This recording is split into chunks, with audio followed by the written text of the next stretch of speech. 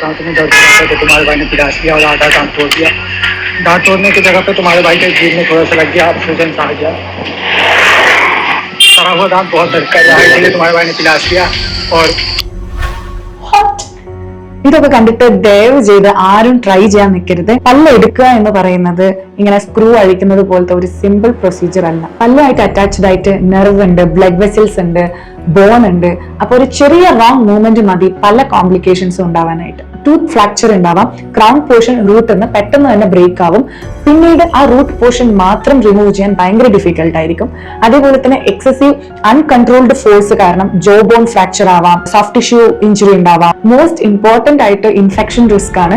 ഈ പ്ലയേഴ്സ് ഒക്കെ പോലത്തെ ഇൻസ്ട്രുമെന്റ്സ് നോൺ സ്റ്റെറൈൽ ആയിരിക്കും. അപ്പം ബാക്ടീരിയാസ് ഒക്കെ സോക്കറ്റിലേക്ക് പോവാനും സിവിയർ ഇൻഫെക്ഷൻസ് ഒക്കെ വരാൻ ചാൻസ് ഉണ്ട്. ഡെന്റൽ എക്സ്ട്രാക്ഷൻസ് ഒക്കെ ട്രെയിൻഡ് ആയിട്ടുള്ള ഡെന്റിസ്റ്റ് വളരെ സ്റ്റെറൈൽ ആയിട്ടുള്ള കണ്ടീഷൻസിൽ പെയിൻ ഫ്രീ ആയിട്ട് ചെയ്യുന്ന ഒരു പ്രൊസീജിയർ ആണ്.